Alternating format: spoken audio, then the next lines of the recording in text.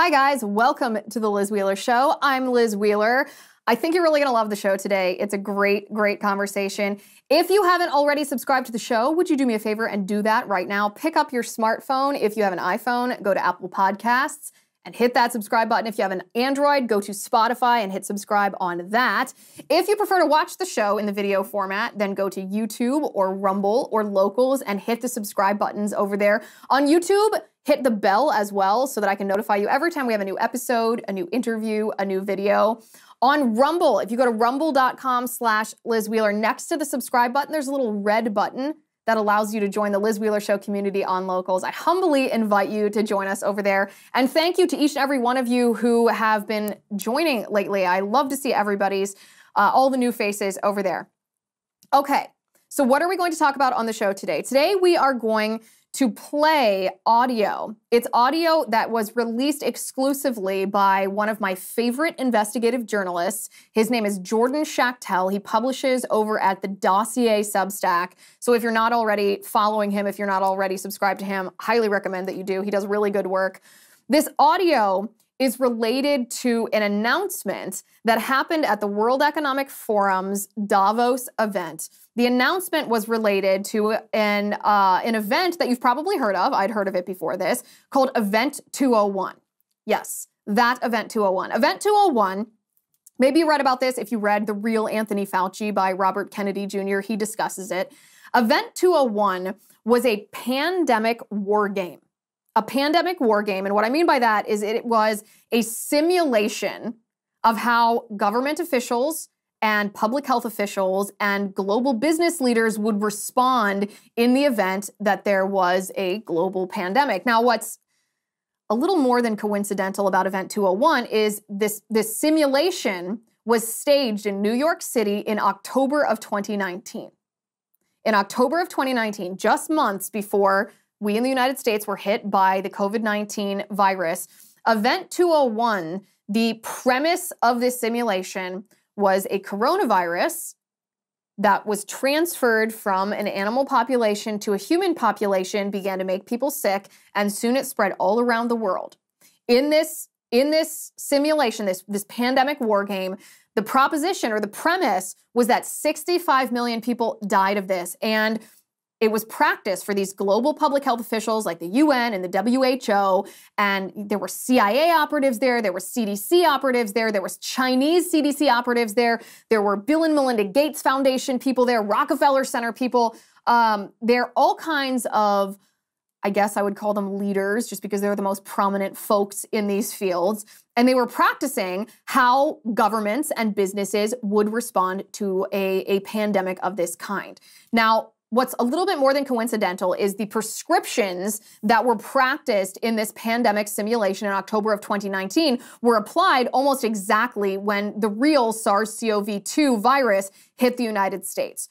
And again, a little bit more of a coincidence because the interventions that were imposed on us by our government officials were not typical public health measures. They were things like masking and this universal vaccination and lockdowns, which had been rejected by the public health establishment until COVID-19. That's why a lot of us were caught unawares because we were like, well, we learned back with the Spanish flu that that masking is ineffective. We know that lockdowns are more harmful than any good that they do stopping transmission. So how did this happen? How was it universally accepted, literally around the globe, that these government officials were adopting public health measures that were not only harmful, but that went against everything we knew about how to handle a respiratory virus like COVID-19? The answer to that may lie in Event 201, going underneath the surface of this pandemic simulation, this war game that happened in New York City. Who ran it? Who was involved in it? Who funded it?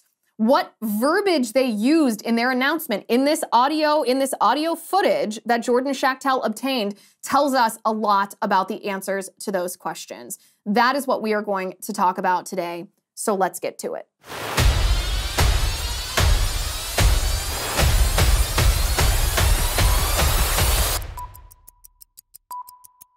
We're going to talk about that in just a second, but first I want to talk to you about Genucel. Ladies and gentlemen, It's time for the Genucel New Year's clearance event. I got you a great deal on this. For a limited time, you can save over 70% off Genucel's most popular package and take care of all your skincare needs. Turn back the clock with Genucel skincare, and I'm talking you can look 5, 10, even 15 years younger.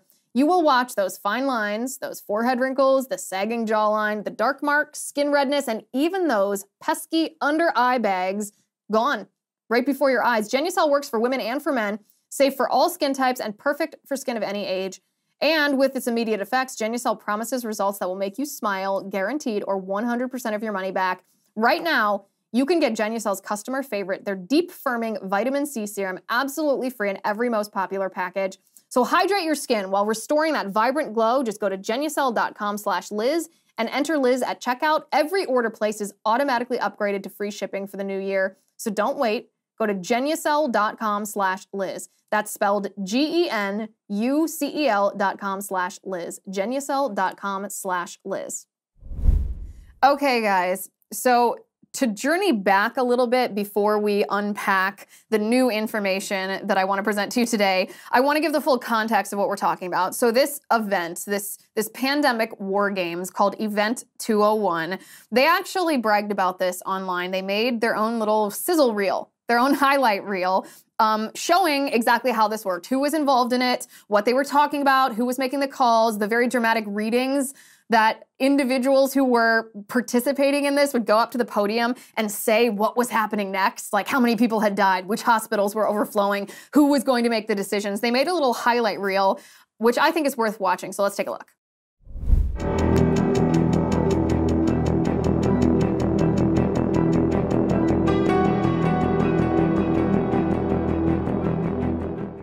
It began in healthy-looking pigs, months, perhaps years ago. A new coronavirus spread silently within herds. Gradually, farmers started getting sick. Infected people got a respiratory illness with symptoms ranging from mild flu-like signs to severe pneumonia. The sickest required intensive care. Many died. Experts agree, unless it is quickly controlled, it could lead to a severe pandemic, an outbreak that circles the globe and affects people everywhere. The mission of the Pandemic Emergency Board is to provide recommendations to deal with the major global challenges arising in response to an unfolding pandemic. The board is comprised of highly experienced leaders from business, public health, and civil society. We could be looking at double the number of cases in 1 week and 16 times as many in a month if we are not able to stop the spread. That would be on the order of 500,000 cases, and it would continue to rise exponentially. In 3 months, we could be approaching 10 million cases. We're at the start of what's looking like it will be a severe pandemic. And there are problems emerging that can only be solved by global business and governments working together. Okay, so a couple things to know. Remember that was their own little sizzle reel that they put together that gave us a glimpse inside this war game that they staged, right? This was in October of 2019, just months before COVID-19 that we became aware of it. I don't want to say before it started because we don't really know when it started spreading in China. But before we became aware of it, in the United States or even in China, this was just months beforehand. That man at the end, Tom Inglesby, you're going to want to put a pin on that name because we're going to talk about him in a little bit more depth because he's a power player in this. But one of the notes that perhaps is relevant to this discussion, perhaps it's not. This was just an observation I had. I watched this video a couple times. You can see the fear in these people's eyes. This is supposed to be a simulation. What they're doing is they are pretending that there is a coronavirus that was somehow weaponized, that accidentally got leaked from a lab, that's been spreading. It jumped from these healthy pigs that they showed on the screen, and it's spreading to people all around the world. And this is supposed to be pretend. This is fake. This is a simulation. It's not real. And yet, the individuals who were announcing the developments in their war game, in their simulation, you can see the fear in their eyes. These are the same people. These are the same people who were ultimately making the decisions and giving the advice to politicians during the real outbreak of COVID-19. So that's sort of the backstory. They bragged about this. Fun fact, actually, Jordan Schachtel over at the Dossier reported that the company, the production company that put together that video for Event 201 also does work for CNN. So this is like, they paid big bucks for this production, for this video to look the way that it did. And in this simulation that they ran, this was a real simulation. When I say real simulation, that's a little contradiction. You know what I mean. This was a war game that they staged in New York City, and they claimed that in this simulation, 65 million people around the world died from this coronavirus pandemic. Now, all of this sounds very familiar because this is somewhat of what we saw for real happen just months later. Now, but the question that I want to examine tonight, the question that I want to talk about today is who was behind this. Because there's not just a little similarity between the reality that you and I experienced during COVID-19, the governmental policies that were imposed on us, the lockdowns, the vaccines, the 2 weeks to stop the spread, all of this contradiction of everything that public health had told us about how to mitigate respiratory viruses, the transmission of respiratory viruses, everything that we saw and experienced and had imposed on us, they practiced it. This is where it came from. This is the beginning of it. And so I want to dive in today to the groups that were behind this, the people that were involved in this, and the power players around the world who put this together. And joining me to do this is publisher at The Dossier, Jordan Schachtel. Jordan, thank you for joining me. Yeah, thank you, Liz. Thanks so much for having me to talk about this super important subject that I think people are trying to dismiss as a so-called conspiracy theory in order to kind of like delegitimize it and get people not to talk about it. So I appreciate you using your platform to do so. But first I want to talk about stamps.com. If you are a business owner, it's hard to believe that we're almost at the end of January already. For me, running my business, the most important thing is time management. That's why I use stamps.com to mail and to ship. Stamps.com lets you print your own postage and shipping labels right from your home or your office. It's ready to go in minutes so you can get back to running your business sooner. Postage rates, unfortunately, just increased again. Luckily, Stamps.com has the best discounts in the industry. With rates you literally can't find anywhere else, like up to 88% off USPS and UPS. You can get access to the shipping services you need to run your business right from your computer anytime, day or night. No lines, no traffic, no waiting, no bureaucracy. All you need is a computer and a printer. They even will send you a free scale, so you'll have everything you need to get started. Set your business up for success when you get started with stamps.com today. Sign up with promo code Liz for a special offer that includes a 4-week trial, plus free postage and a free digital scale. No long-term commitments or contracts. Just go to stamps.com, click the microphone at the top of the page, and enter code Liz. Yeah, of course. I mean, anything that the left tells me is a conspiracy. Anything that the left tells my audience is a conspiracy. I think that makes us doubly interested in it because over the course of the past, 4 or 5 years, every time we have been called conspiracy theorists, it's turned out, whatever the topic, it's turned out to be true. So you did some original reporting on this. A lot of us, by the way, had heard of Event 201, especially people who'd read the book, The Real Anthony Fauci by Robert Kennedy Jr. He talks about Event 201. This isn't something that is maybe new information that this simulation occurred, right? Mm-hmm. But there's a lot of questions around it. That's kind of why it can be fertile ground for conspiracy theorists because it is so surreal. It is so otherworldly. It's very easy to believe that it's not what it is. So you did some original reporting. You found that this man, Tom Inglesby, was a pretty significant player surrounding the organization of this event. So can you tell us what you found? Yeah, so we built on a lot of the previous reporting on Event 201, and we wanted to find out basically how this thing all started, like what was the planning phase, the announcement. And we traced this back, amazingly, to the World Economic Forum's annual Davos conference. At the 2019, we reported at the 2019 Davos conference in January of 2019, they announced that they were going to do a coronavirus pandemic simulation. And it's amazing because like all of the extremely powerful players were behind Event 201 in this announcement, in the planning stages, and effectively launching Event 201. They announced it from Davos, January 2019. Several months go by, and then I think it was 2 months before Event 201, this website pops up, and it basically thanks the World Economic Forum, the Gates Foundation, and the Rockefeller Foundation, and lists all of these incredibly influential government attendees, from the director of national intelligence to the leader of the Chinese CDC. Very strange for a war game simulation. I didn't know that these people, they're supposed to be defending against all these potential global threats, and they're all kind of gotten into the same room together. But it was really fascinating to me. I mean, of all places that this plan was hatched in Davos, the capital of technocratic tyranny in our modern world, where all the elites get together and plan ways to basically subjugate us for eternity. So I thought that was just, it was pretty incredible. And then it makes you start to wonder, like, are they, like, who is hiding what here? Like, I wish that we could hook all these people up to some type of truth serum and get to the bottom of what they knew and when they knew it, because it's just like amazing coincidences that were happening right before the outbreak, or the supposed, as you recalled, the supposed date for the first outbreak that's very much in question. But there's a lot of strange stuff that was going on, and it all starts in Davos, amazingly. It is. I mean, you talk about coincidence and you say amazingly. I believe in miracles. I don't really believe in coincidences too much, at least not coincidences when they relate to political corruption.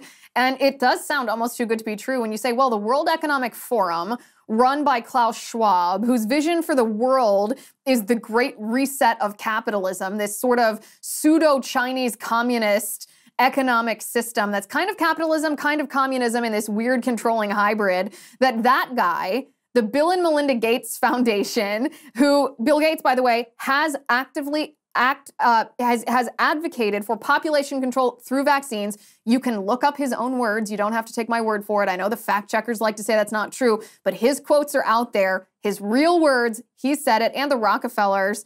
It isn't too good to be true. It is real here. So the Johns Hopkins University, the director of the Johns Hopkins Center for Health Security, was the one who made this announcement, Tom Inglesby. How pivotal of a player is he in this whole thing? I think that he is important to the scenario, but the funding mechanisms that came from the Gates Foundation, I mean, even like these WHO players, these Rockefeller people, as you discussed, I mean, they have historical, like Rockefeller has historical ties to like the eugenics movement. Bill Gates, as you said, whether or not he wants to clarify it that way, Bill Gates believes that there's too many humans on the planet, and then you can kind of draw the conclusions about how he intends on ridding the planet of these humans. So I think that anyone with this ideology, and then it's coupled with like this just this advocacy for this public-private fascism, feudalism, whatever you want to call it, it's a dangerous blend, and it leads to people devising some crazy ideas. And we just, I was thinking about this because, we're going on like 3 years of COVID insanity now. In some places, it's still crazy. In Florida, it's cool where I live. But we still really have so few answers to the major questions that involved this outbreak. And it doesn't seem like anyone wants to answer them. I mean, Fauci's gone. I don't think that the Republicans in Congress are very much interested in getting to the bottom of things because they were so complicit in this regime. And it's so weird that, there was this timeline of events. I think when it comes to Event 201, there hasn't really been any accountability for these actors. So they're just going to continue doing whatever they're doing behind closed doors. There's a big WEF meeting in Davos next week. All those same players are going to be there. They're just calculating technocratic tyrants. And Dr. Inglesby and the Hopkins Center, they received a lot of financing to do this. They're very much in the elite circle in Washington, D.C. They receive tons of government funds from all over the place. but it's just, it's hard to get over the fact that this Gates network, this enormously powerful Gates network, was not only involved in, these modeling agencies and the mRNA vaccine investments, but they were also involved in this like pre-planning Event 201. It was just, it's so crazy to me that there's just such a lack of accountability. But I think that, from an optimistic perspective, there are so many more people who have kind of like had that internal red flag raised because they're seeing this too. Whether it's like, all these horrific policy measures that they imposed on us for 3 years. So I think that a lot of people want to get to the bottom of this, although there's like, government folks and the professional ruling class wants to label us, conspiracy theorists or whatnot. There's, I think, millions or tens of millions of people that are very interested in getting to the bottom of this. And then I hope that someone with influence and power in the halls of Congress, we have a new congressional center, that they take this on somehow, because I think Event 201 is certainly worth revisiting again and again and again, and get these major players at least in front of congressional committees. If you want to do a Fauci investigation, you should also bring Bill Gates there and have him testify. Okay, guys, I want to tell you about this new app that I love. It's called Upside. You may not know this about me, but I love doing photography. In fact, I once thought about doing a photography business. This is back in college.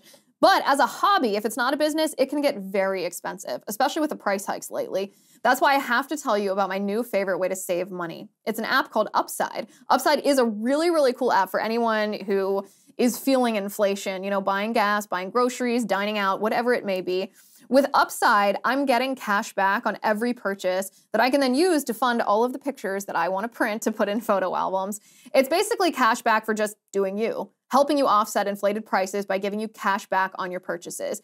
The app, by the way, is super easy to use. To get started, you just download the free Upside app, use my promo code Liz5, and you can get an extra 25 cents back for every gallon on your first tank of gas. Next, you claim an offer for whatever you're buying on Upside, then you pay as usual with a credit or debit card, follow the steps in the app, and voila, you get paid. In comparison to credit cards, rewards programs, or loyalty programs, you can earn 3 times more cash back with Upside. Upside users are earning hundreds of dollars a year, so download the free Upside app and use promo code Liz5 to get an extra 25 cents back for every gallon on your first tank of gas. That's an extra 25 cents back on every gallon of your first tank of gas using promo code Liz on the free Upside app. And by the way, you say Fauci disappeared. He reappeared briefly to contradict my question after Damar Hamlin of the Buffalo Bills collapsed on the field. There were a lot of questions from a lot of people about, oh wow, a 24-year-old professional athlete has had a heart attack. He had cardiac arrest on the field. That's not typical. Never happened before. What could be the cause of that?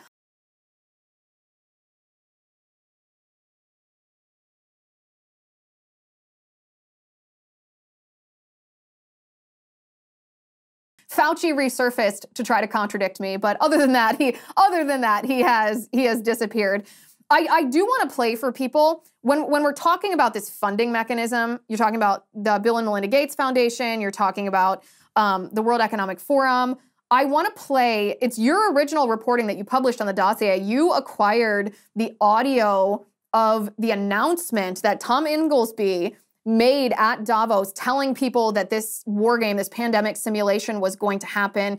This panel that he announced it on was sponsored by some very interesting folks. And after he made this announcement, he sent out a tweet that was retweeted also by someone that I think you'll find very interesting. But some of the phrases that he uses during this 3, 4, 5-minute announcement are, I want to dive into them because they're very, very telling about what we experienced when COVID was unleashed just a couple of months later. So let's take a listen to this.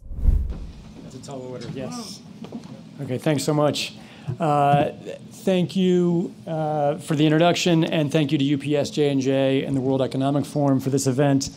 It's very exciting to be here, and I want to commend WEF for all of the work it's been doing to gather global business on pandemic preparedness, epidemic response. It's really, I think, a dramatic change in the world in the last 5 years, and Ryan Morehart himself has really amped it up substantially in the last few. So you've heard a great deal about the ongoing epidemic in DRC, but can you guess how many epidemics every year come to the attention of WHO of some of the world's most dreaded diseases? More than 200 epidemics a year of yellow fever, cholera, plague, avian influenza, etc., come to the attention of WHO, some of which WHO has to get involved in, but all of which are affecting national governments and businesses around the world. So now imagine that in this coming year, with 200 epidemic events already straining resources around the world, we have an event 201, event 201. But this event is the severe pandemic that we've all been preparing for and working to avoid and to mitigate. So how would WHO and national governments respond if this occurred in 2019? What would be the impact on global business? The businesses in this room are among the most prepared in the world, but if we look beyond this room and think about global business impacts from a pandemic in 2019, I think we can all imagine that they would be dramatic and substantial. And could global businesses help national governments and international NGOs, UN organizations, to dramatically diminish the impact of a pandemic? I think that's the question. That's what motivates a lot of our work in this room. So with that as the background, we are excited to announce that our center is working with WEF, partnering with WEF and the Bill and Melinda Gates Foundation to hold a major pandemic exercise in October of 2019, which will draw together global business and the WHO and national governments to consider these issues and shine a light on them and see if we can identify paths forward. The exercise will be called Event 201 in honor of the potential of pandemic, and will involve global business leaders, officials from national governments and international organizations. And in this exercise, they will need to find ways for governments to help businesses survive and for businesses to help governments survive, all while working to end a pandemic. The exercise is going to show how pandemics demand global expertise and collaboration across the spectrum of competencies, not just public health, which is sometimes what people think about from afar, but business, science, political leadership, communications, finance, and security. That's something that Bill Gates has emphasized over and over again in his public announcements, how important it is to have security aligned with national government and public health in a pandemic event like this. Our own center, and I think many of you have seen extraordinary value in exercises in the past. We have seen leaders have experiential learning and become emissaries for change. We have showed the seams, exercises have shown the seams in national government plans and international agreements. It's even led to the development of new vaccines and the stockpiling of vaccines, and major legislation has resulted. And we saw this kind of high impact in an exercise that we did earlier this year called CLADEX, in which we involved former and current major U.S. government leaders, including Julie Gerberding, who played members of the U.S. National Security Council responding to a new pandemic. They did about as well as I can imagine any leaders doing in this kind of environment, but it showed how much work on the U.S. side and on the global side we have to do to be able to respond to these events. And to get a scope of the kinds of challenges, to get a sense of the scope of the kinds of challenges and intensity of the exercise we are planning for October of 2019, we have a very short movie trailer that came out of CLADEX in the fall. It's only a minute long, but we're going to show it to you just to get you in the mood of what this exercise is going to be like. So if you could show that video.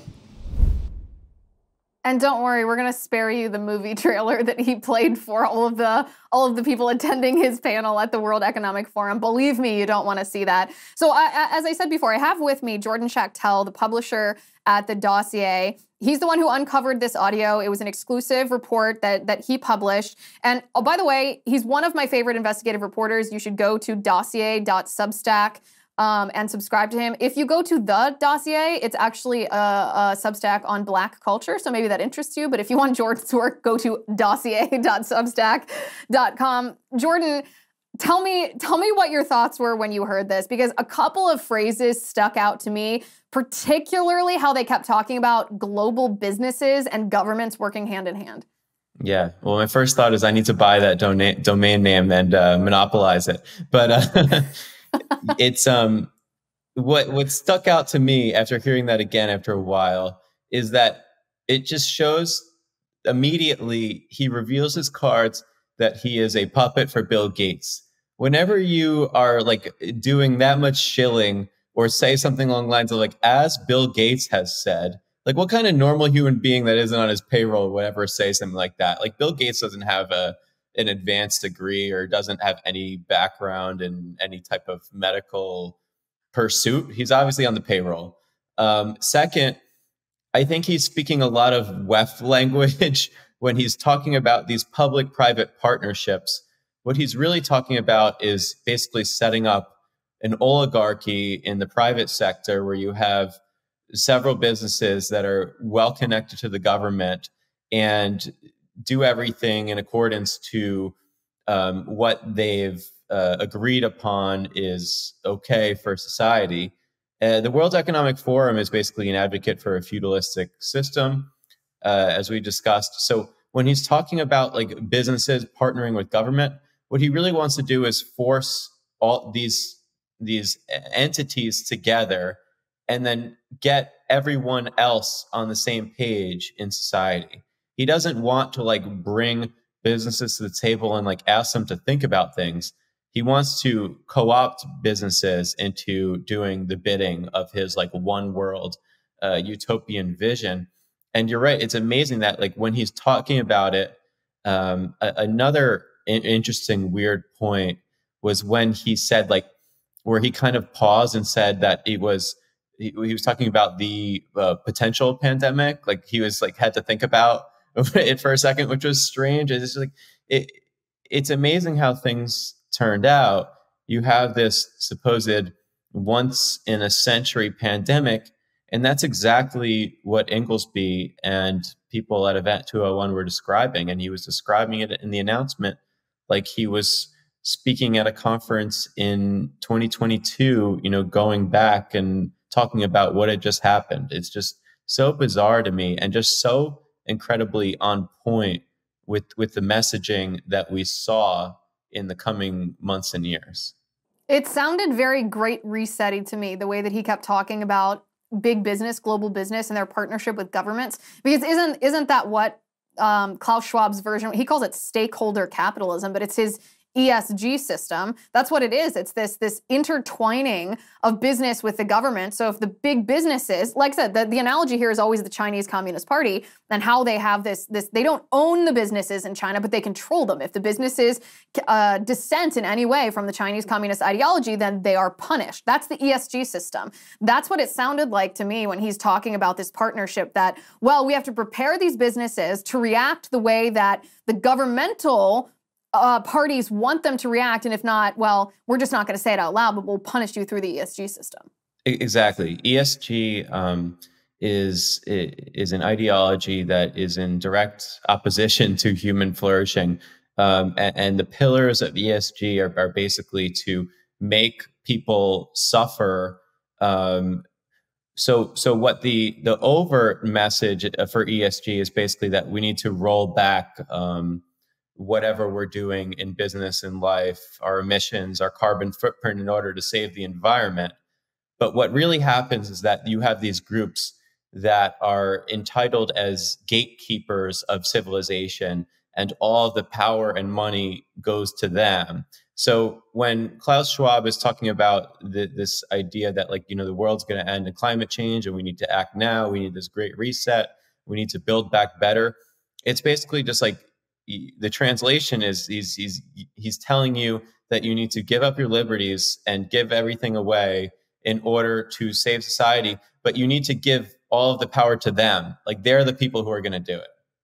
Yeah, because they're better than us, of course. I want to talk for a second about who organized Event 201, who were the main participants. There were 15 main participants. You reported on this. One of the ones that struck me as, we'll just say it was a little bit of a head scratcher, is George Gao. He's the director of the Chinese CDC. We have the vice president for NBC, a news organization, which, I mean, I don't have to tell you how corrupt the news or the media and the reporting were during COVID. We have the former deputy director of the CIA, the director, one of the directors of the Bill and Melinda Gates Foundation, a former World Health Organization and Rockefeller Foundation official, the vice president at Johnson & Johnson, an executive with Australia's second largest bank, an actual CDC official here from the United States, an official at the UN, a senior executive at UPS. That one actually seemed kind of random to me. And some other business leaders. What do you make of this list? What sticks out to you? Yeah, the Chinese CDC one is big. And I think that Americans, well, there's a lot of big ones, but I think when it comes to America's relationship with China, our ruling class in the United States, they don't dislike China because they have elements of communism and totalitarianism in their system.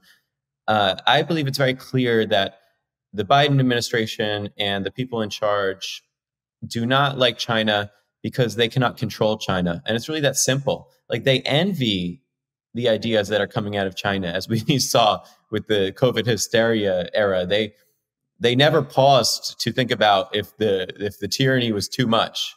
And our government health establishment was taking all of its ideas and scientific evidence basically from the Chinese government. So I think it was very interesting that they had this, the top Chinese CDC official there. And what's interesting is that also a lot of the major players in WEF world, Bill Gates, has billions of dollars in China. The World Economic Forum has an annual Davos-like event every year in China where it brings together Chinese businesses with the Chinese government to facilitate that feudalistic partnership. So I think that it kind of, there's a lot of interesting elements to this. And I think particularly the Chinese top government health official and a lot of the U.S. officials there too. I don't understand why an intelligence official has nothing better to do than be at a war game simulation at a fancy hotel in New York City. And then in addition to that, there's also, of course, the J&J who had, made a lot of money off of the vaccine. And that, I guess that's a whole different subject matter because J&J kind of got kicked to the curb towards the end of it. But, you had a lot of major influential players that I think I did some research on it, and 90% of these organizations benefited tremendously. How many businesses can say that they benefited tremendously from the COVID era? It was quite amazing that so many of these enterprises were in a perfect position to do better than they ever have, while tens of millions of Americans found themselves out of work. Well, that's one of the takeaways for me about Event 201, that it's striking that it was just months before COVID was unleashed on the United States. Hey guys, I regret to inform you that this section is censored thanks to the YouTube overlords and our effort not to get permanently booted from YouTube after getting a strike and getting demonetized. You can head over to Rumble or Locals though. This content is available for free on both Rumble and Locals. You can catch the full uncensored episode there. I'll see you over there.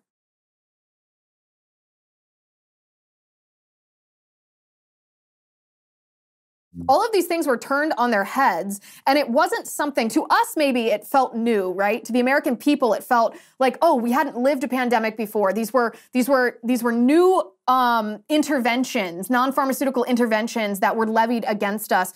But to the people who were involved in the advising, the execution, and the planning of it all, Event 201 shows me that they were conditioned. The Event 201 conditioned them to actually react the way that they were trained to during the simulation when the real thing happened. And perhaps the reason that they were conditioned to react like this was because they stood to profit. Yeah, and not only that, when you speak of conditioning, when I was tracking the Event 201 event and what happened on that day on social media, they invited all of these reporters who would later become the COVID crazies when the outbreak started, which was so strange because it's amazing. Like you had like the Lori Garrett, this woman who's a reporter at USA Today there, and she I think her profile picture, she still has a mask and this like terrified look on her face. But you had all these people who would in the media space who, you're right, they were absolutely conditioned to start reporting 1 month later, and they're like, oh, I guess like it's just like this is just maybe they're just not thoughtful people and couldn't put two and two together that this was possibly like some type of conditioning exercise, but they stuck to the talking points. Yeah, they were basically they're being brainwashed and too gullible to see it. By the way, Matt, do we have that tweet too? I forgot, I mentioned this before. After Tom Inglesby at Davos made that announcement, he also, in the audio that we heard, he also sent out a tweet. And as you reported on the dossier, one of the first people to retweet the announcement, announcing Event 201, Jordan, do you want to share who was the first retweet for this? Yeah, another amazing supposed coincidence. It was Ron Klain, Joe Biden's chief of staff, who would later become Joe Biden's chief of staff. Unreal. It's too much of a coincidence to be a coincidence. So I guess my question, and a lot of people have this question too, we can understand the corruption and it's good to continue to investigate who was involved and how this was done so that we can prevent it from happening again. But the infrastructures that have been infiltrated by these people, by the World Economic Forum, by the UN, by the World Health Organization, by the Bill and Melinda Gates Foundation, by the Rockefeller apparatus, how do we undo this at this point? Yeah, I think we need more people in the journalism space talking about this. I'm glad that you brought me on to talk about it and that you have a growing, awesome platform. And I think we need more people to not be so quick as to dismiss the possibility that the global elites are potentially even more evil than we think they are. But we certainly need people in all the elements of society on our side. I would love to see some Republicans, now that they took over the House, to start thinking about this. Maybe when you're doing these like investigations of the public health mafia, that you can get a question or two about this. Get the public consciousness kind of moving forward on this. And I think that you just need to really continue to attack this from all angles. Continue to awaken people to the possibility that the people in charge are up to no good, and they should consider what is going on inside of this crazy simulation, and that the people in charge of it might not have our best interests in mind. Maybe not. They might not have our best interests in mind. Well, you're doing an amazing job of exposing this. As I said before, go to dossier.substack.com. You can subscribe to Jordan's work, and you can follow him on Twitter as well. He shares a lot of his work over there. Jordan, I really appreciate you coming on the show. Thank you for being here. Yeah, thanks for having me. All right, guys, that's dossier.substack.com. Jordan's one of my favorite investigative reporters, partially because he has really good content, but also partially because he shares his process. I really appreciate that. I like to see when he says, listen, this is the information we're looking for because this is part of the equation. I think you'll really like him too. You can find him on Twitter. Let me know what you think. I know a lot of us have heard of Event 201 before. I'd read about it in The Real Anthony Fauci, and other places as well, but This audio that Jordan uncovered is quite significant, and it shows, I think, how the American people and global businesses and government officials were conditioned. So thank you for watching today. Thank you for listening. I'm Liz Wheeler. This is The Liz Wheeler Show.